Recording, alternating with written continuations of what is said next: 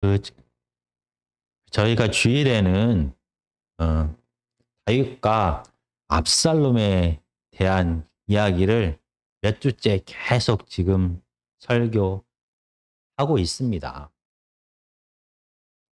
다윗의 아들인 압살롬이 다윗을 배반합니다. 반역을 하게 됩니다. 그러나 우리는 이 결말을 잘 알고 있습니다. 이 압살롬의 반역은 실패하게 됩니다. 그런데 이 압살롬의 실패의 과정에서 가장 중요한 사람이 바로 아히도벨이라는 사람입니다. 그는 기름 부음을 받은 메시아인 다윗 왕의 책사이자 친구입니다. 바로 멘토인 것입니다.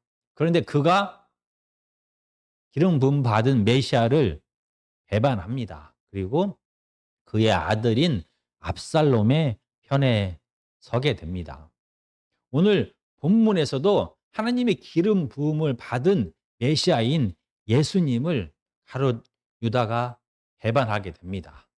그리고 오늘 본문은 가룟 유다의 최후의 모습을 기록하고 있습니다. 우리가 27장 1절부터 5절까지 말씀을 함께 읽겠습니다. 마태복음 27장 1절에서 5절까지입니다. 시작. 새벽에 모든 대제사장과 백성의 장로들이 예수를 죽이려고 함께 의논하고 결박하여 끌고 가서 총독 빌라도에게 넘겨주니라.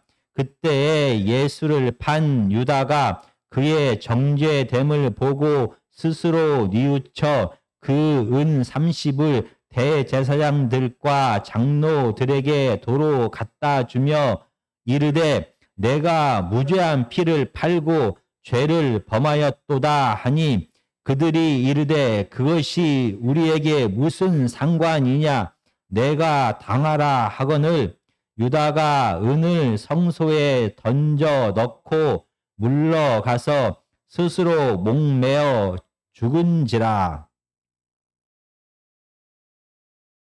이 다윗과 압살롬의 이야기에서 책사이자 지혜로운 아히도벨은 왜 다윗 왕을 배반했을까요? 바로 밧세바가 이 아히도벨의 손녀입니다. 그러면 오늘 본문에서 모든 것을 버리고 예수님을 쫓았던 가룟 유다는 왜 예수님을 배반하고 은 30에 예수님을 유대 지도자들에게 넘겨주었을까요? 많은 사람들은 두 가지 이유를 말합니다. 아마 가룟 유다가 열심당원이었을 것이다. 그래서 정치적으로 로마의 압제에서 이스라엘을 구원하기를 원했을 것이다 라고 말합니다. 그러나 그동안 예수님과 함께 다니면서 바로 예수님은 전쟁이 아닌 평화를, 승리가 아닌 죽음으로 하나님 나라를 세워나가고 있다는 것을 깨닫게 됩니다. 그래서 예수님을 배반했다라고 말합니다.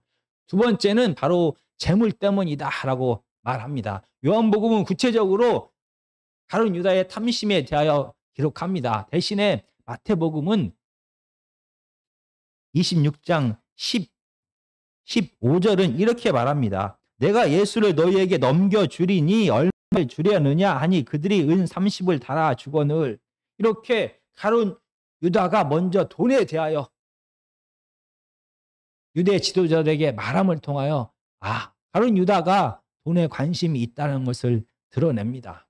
어떤 이유에서든지 가룟 유다는 예수님을 은 30에 넘겨주기로 약속을 합니다. 그리고 겟셋마네 동산에서 드디어 예수님을 대제사장들과 장로들이 보낸 군사들에게 넘겨주게 됩니다. 이렇게 겟셋마네에서 끌려오신 예수님은 대제사장 가야바의 집에 가서 그곳에서 기다리고 있던 사내들인 공회 구성원들의 앞에서 재판을 받게 됩니다. 유대 지도자들은 신성 모독, 바로 하나님의 이름을 더럽혔다라는 죄를 들어 예수님을 죽이기로 결정합니다. 그러나 당시에 로마의 지배를 받던 이스라엘은 사형에 대한 판결도 집행도 할 수가 없었습니다. 그래서 아침이 되기를 기다렸다가 바로 로마의 총독인 빌라도에게 예수님을 끌고 가게 됩니다.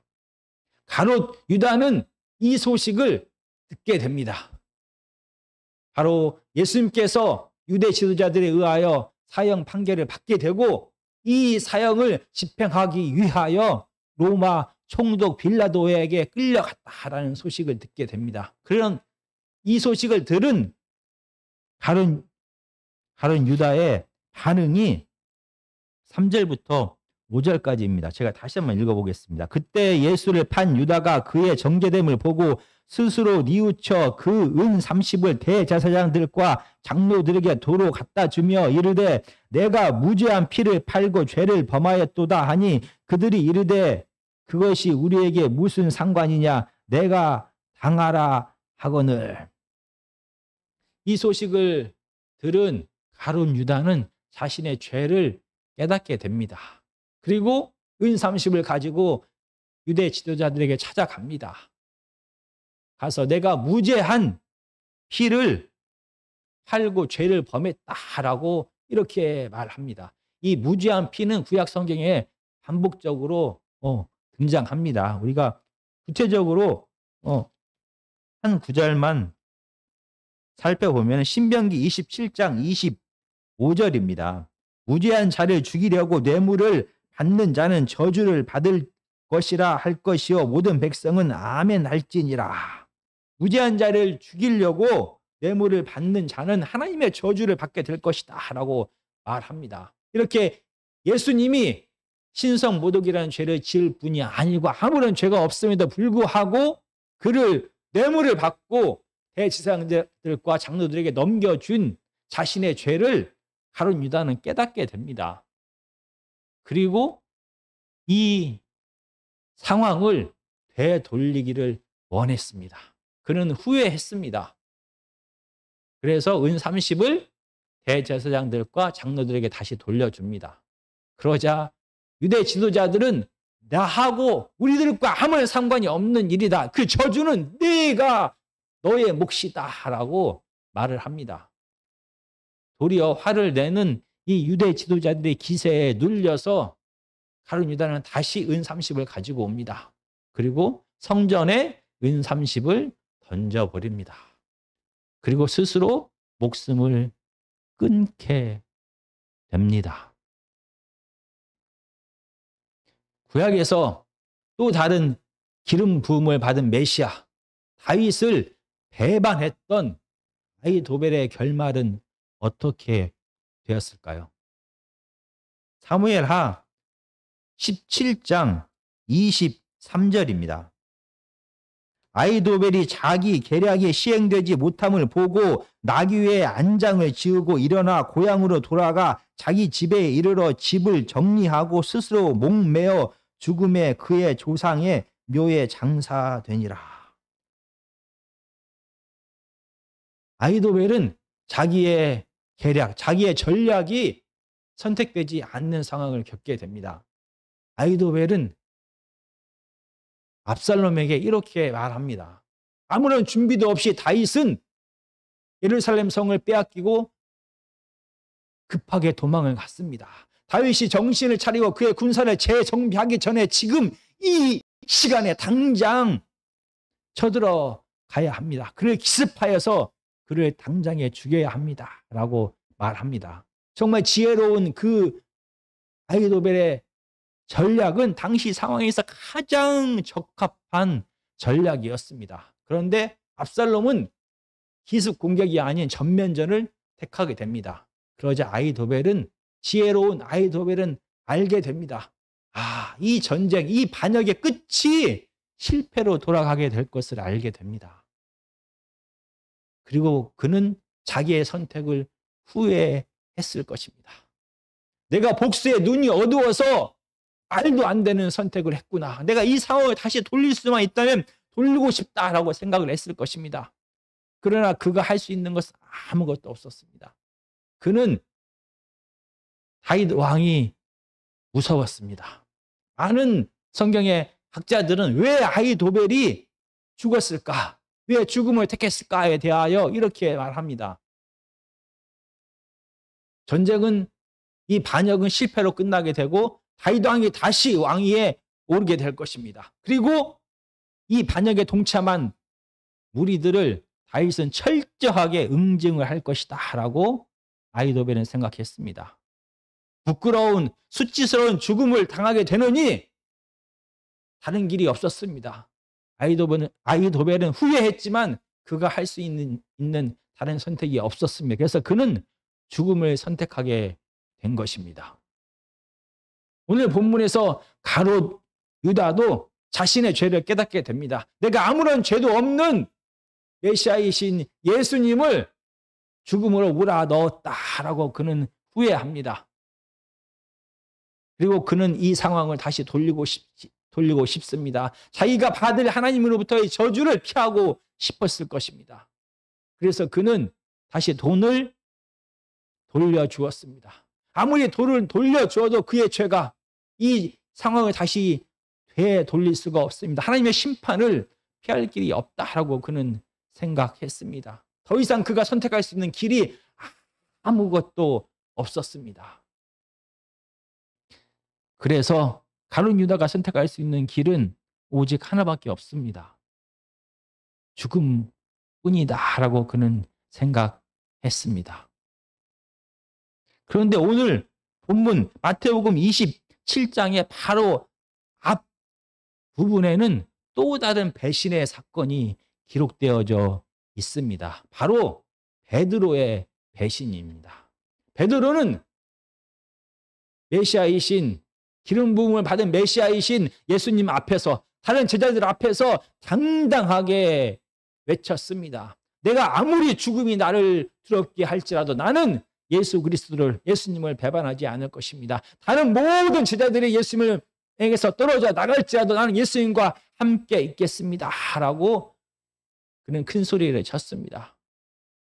죽음도 그를 예수님 앞에서 떨어지지 않을 것 같은 그런 당당함을 그는 드러냈습니다. 그가 3번이나 예수님을 배신합니다. 예수님을 저주까지 합니다. 하나님의 이름으로 맹세까지 하면서 나는 예수님과 함께 있는 자가 아니다. 나는 예수님 편이 아니다. 라고 말을 하는 것입니다. 물론 이 베드로의 3번의 배신이 예수님을 은 30에 팔아버린 가룟 유다의 죄와 비교할 수 없다라고 생각할 수도 있습니다.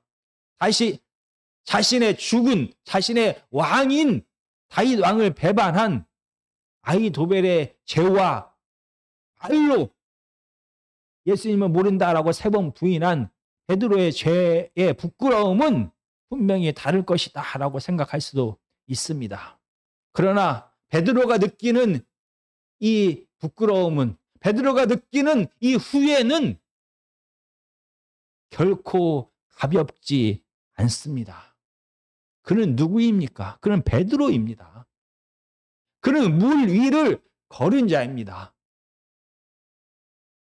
그는 모든 사람들 앞에서 자기가 예수님의 수제자, 예수님 바로 옆에 있는 자다라는 것을 드러냈습니다. 아무도 그를 부정하지 못했습니다.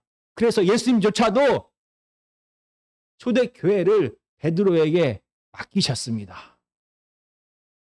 그런 베드로가 예수님을 모른다라고 3번이나 부인한 것입니다. 그것도 총과 칼을 들고 목에 죽음을 위협하면서 협박한 것이 아니라 아무런 힘을 가지지 못한 어린 여종 앞에서 그는 3번이나 예수님을 모른다라고 하나님의 이름으로 맹세까지 하면서 예수님을 저주하면서 부인했던 것입니다. 그는 너무나 부끄러워서 다른 제자들 앞에 설 수가 없었을 것입니다. 그는 너무나 부끄러워서 그의 삶을 후회하고 울면서 또 후회했을 것입니다. 그는 새벽 닭이 울 때마다 눈물로 후회했을 것입니다. 그는 어린 여종들을 만날 때마다 그의 부끄러움을 후회하고 또 후회했을 것입니다. 그런데 이상합니다. 하나님의 기름 부음을 받은 왕인 메시아를 배반했던 아히도벨과 가룟 유다는 죽음으로 그의 삶을 마감했습니다. 그런데 베드로는 다른 선택을 하게 됩니다.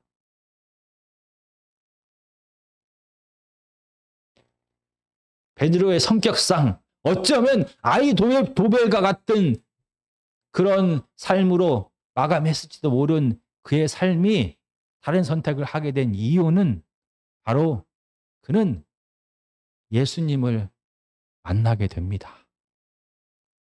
70번씩 7번이라도 용서하라는 그 사랑의 예수님을 베드로는 만나게 됩니다.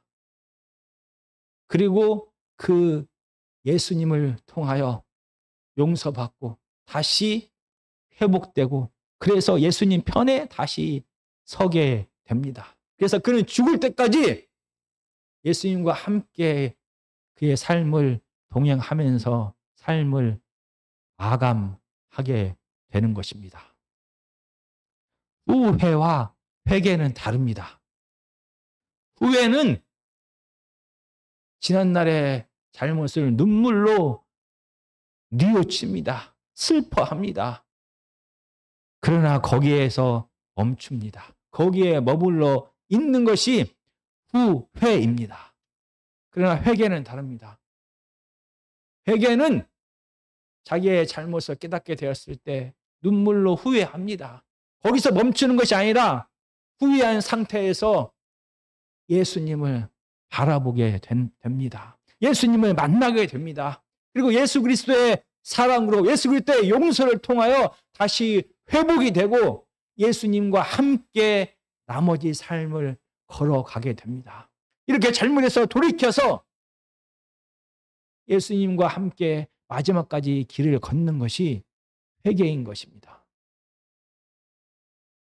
만약에 아히도벨이 더 깊이 다윗 왕의 마음을 알았다라고 하면 아히도벨은 후회에서 멈추지 않고 회개했을 것입니다.